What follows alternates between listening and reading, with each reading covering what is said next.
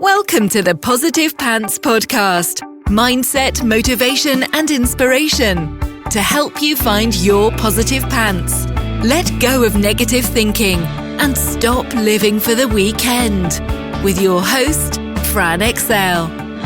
Welcome to the show. As always, it's Fran Excel, Mindset Coach, helping you find your very own pair of positive pants so you can get out of your own way and live a life that you love. So today's episode is a topic that keeps coming up at the moment. When I deal a lot with procrastination and overwhelm, quite often we assume it's because we don't know what to do next. But sometimes there can be something a little bit more at play. So today I want to ask the question, are you creating a business that you actually want? Yeah. So do you actually want the business that you're creating right now? I know it sounds like a bit of a weird question. Of course you want it, right? Why else would you be slogging your guts out evenings and weekends and sacrificing time with your loved ones if you didn't? Yeah? Well, what if you want a business? Yes, but the one that you've actually been creating is based around all the shoulds you see around the place, and actually it's not 100% actually really truthfully in any way what you really want. You just didn't realize it. So we are bombarded with messages in the online space about what our businesses should look like, what success should look like. So much so that we've kind of forgotten that the choice is actually ours.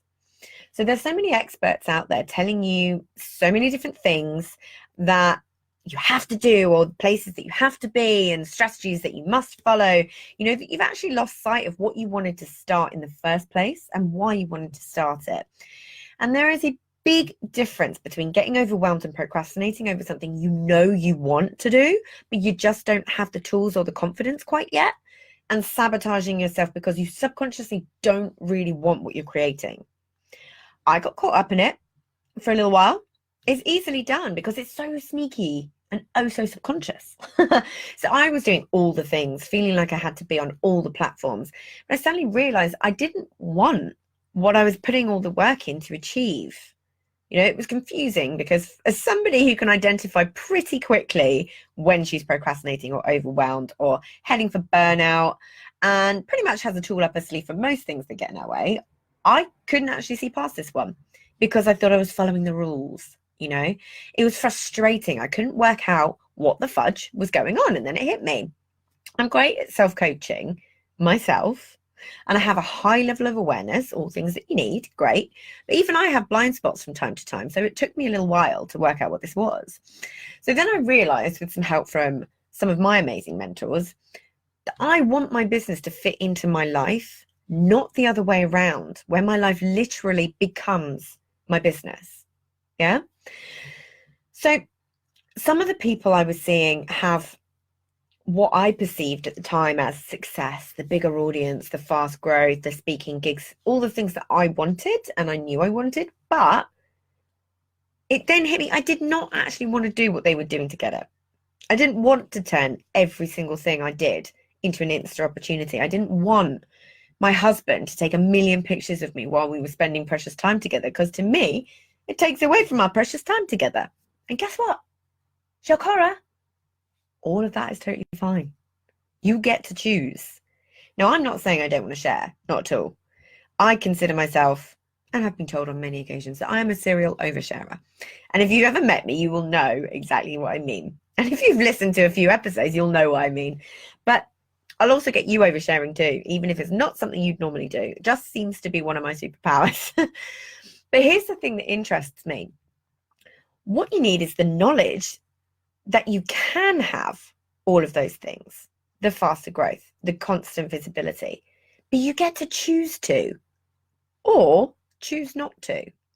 Yeah, of course you need an audience. Of course you need consistency. Of course, there's all these things that all the gurus know much better than me that you need.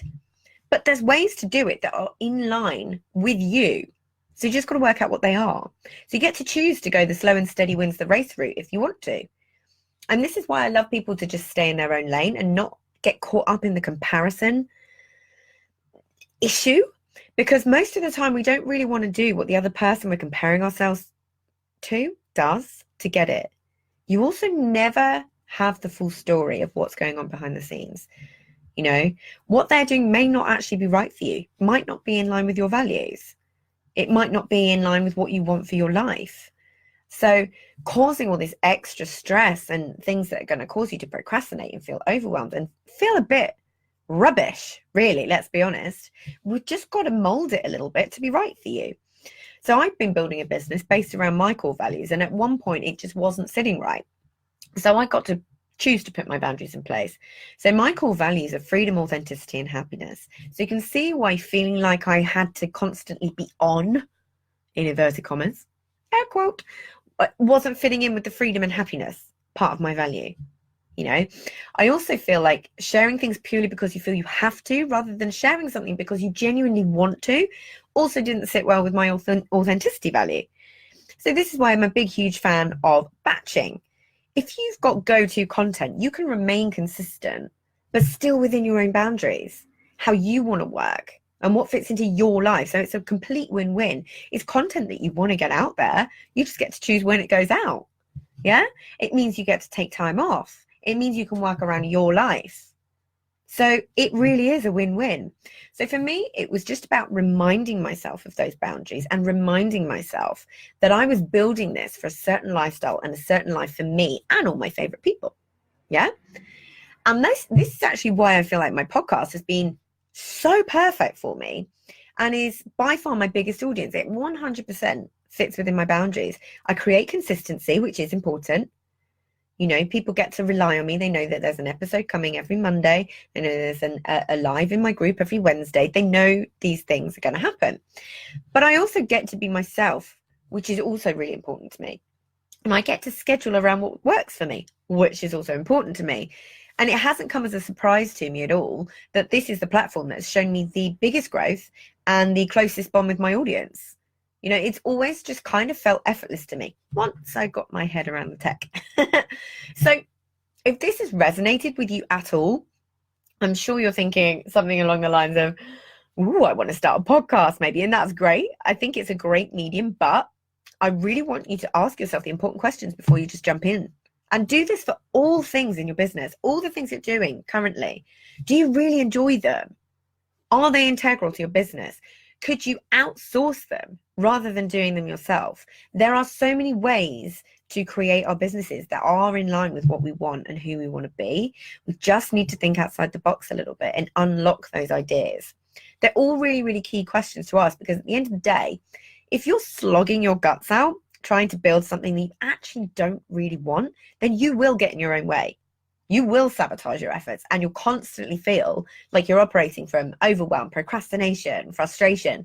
So as the end of the year approaches, just ask yourself some of these key questions. Really evaluate it, because you've got time and you get to tweak, you get to pivot, you get to change and experiment as you go along.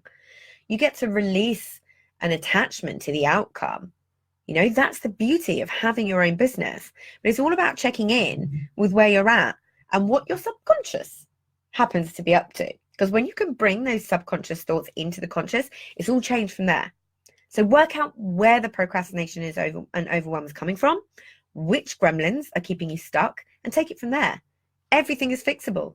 If you realize through the course of this podcast, actually the business you've been creating isn't 100% right for you, that's totally fine. You get to change that. You get to pivot. You get to do all of these things and make sure it's in line with you. Yeah?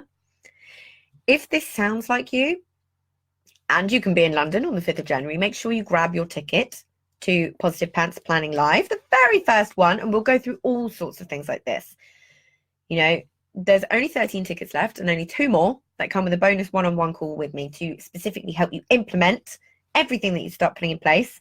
So I'll put a link below, but it's going to be awesome. And if any of this has really resonated with you, I really hope that you can make it, because it's going to be brilliant. Because it's time to flip this stuff on its head and stop doing all the shoulds and start doing all the wants. What do you want to do? What do you want your business to look like? How do you want it to look? Yeah, if you picture yourself in a year, 3 years, 5 years time, what do you want? And then we work towards it.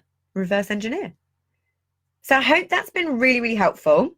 And as always, I will see you next week.